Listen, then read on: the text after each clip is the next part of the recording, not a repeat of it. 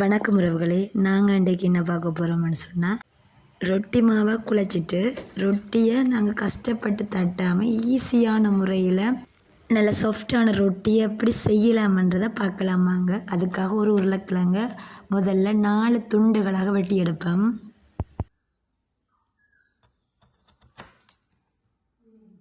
வெட்டி எடுத்த அந்த உருளைக்கிழங்க ஒரு பாத்திரத்துக்குள்ளே தண்ணியை விட்டு அதுக்குள்ளே போட்டு நாங்கள் உருளைக்கிழங்க அவிச்சு கொள்ள போகிறோம். உருளைக்கிழங்கு நல்லா வெந்து வரணும், நல்ல பேஸ்ட்டாக மசியக்கூடிய மாதிரி அவிச்சு கொள்ளணும். ஒரு மூடியால் மூடி அவிச்சோம்னு சொன்னால் விரைவில் அவிஞ்சிடும். உருளைக்கிழங்கு 15 நிமிஷத்துக்கு திறந்து பார்த்தா அது நல்லா வெந்திருக்கும். அதை கத்தியால் குத்தி பார்த்தா அது நல்லா நசிஞ்சு வரணும். அதுக்கு பிறகு அதை சூட்டை ஆற்றுறதுக்காண்டி கொஞ்சம் தண்ணியை விட்டுட்டு அதுக்கு பிறகு தோல் அரிச்சு கொள்ள போகிறேன். உருளைக்கிழங்க பாத்திரத்தில் வெளியே எடுத்து இன்னொரு பாத்திரத்துக்கு மாற்றிக்கொள்கிறேன்.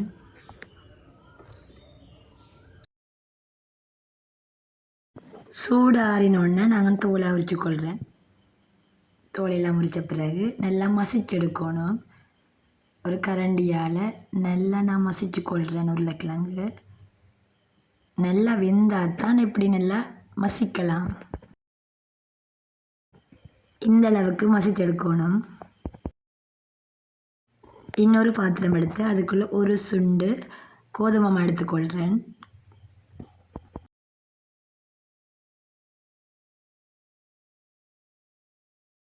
இந்த மாவுக்கு தேவையான உப்பை சேர்த்துக்கொள்ளுவோம். காத்தேக்கரண்டி இதுக்கு போதுமானதாக இருக்கும்.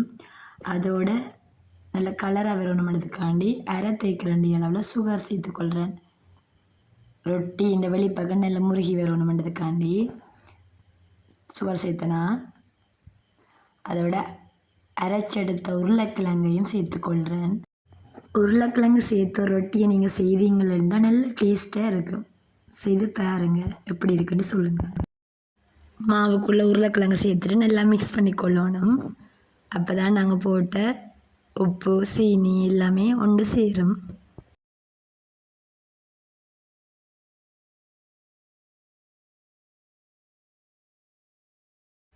இந்த மாக்கலவைக்குள்ளே கொஞ்சம் கொஞ்சமாக தண்ணியை விட்டு நல்லா குழச்சி கொள்ளுவோம். ரொட்டி பதத்துக்கு குழைக்கக்கூடாது. ரொட்டி தான் சுட போகிறோம், ஆனால் ரொட்டி பதத்துக்கு குழைக்கக்கூடாது.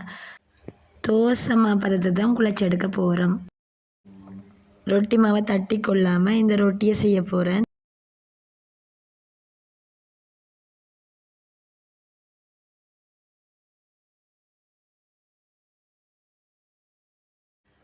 மாக்கலவைக்குள்ளே கொஞ்சம் கொஞ்சமாக தண்ணியை விட்டு நல்லா குழைச்சி கொள்கிறேன். கடி இல்லாமல் நல்லா குழைச்சி கொள்ளணும்.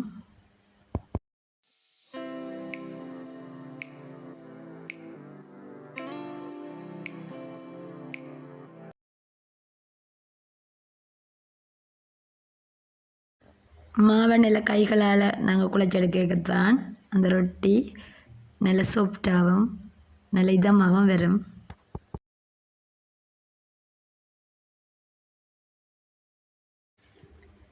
இப்போ பாருங்கள், இந்த பதத்துக்கு குழைச்சி கொண்டா சரி. இதான் பதம். ஒரு பெரிய வெங்காயம் உண்டு, 3 பச்சை மிளகாய் அவ்வளோத்தையும் வெட்டி வச்சுக்கிறேன். வெட்டின வெங்காயத்தை மாவுக்குள்ளே போடுறேன்.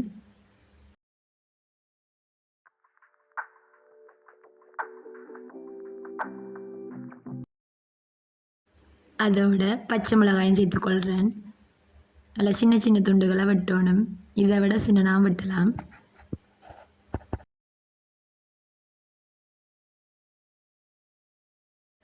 இந்த மாக்கலவைக்குள்ளே இன்னும் கொஞ்சம் தண்ணியை விட்டு குழைச்சி கொள்ளலாம்.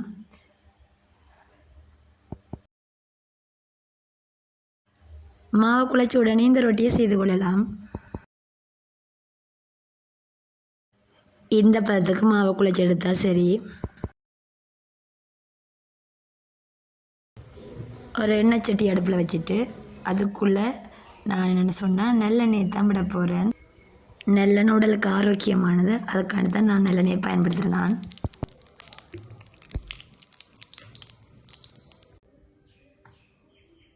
எண்ணெய் கொதித்த உடனே ஒரு கரண்டி மாவை எண்ணெய்க்குள்ளே விடுறேன். விட்டு கொஞ்சம் பரப்பி எடுக்கணும். அப்போ தான் திக்காக வராது இந்த ரொட்டி.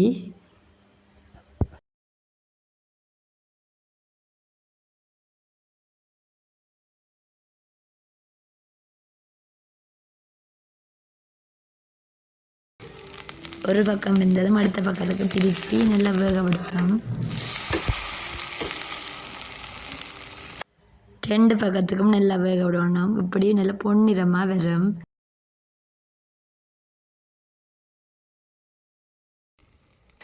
எப்படி எல்லா ரொட்டியும் சுட்டுக்கொள்ளணும்.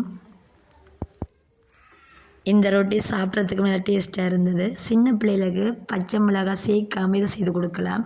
நல்லா விரும்பி சாப்பிடுவாங்க.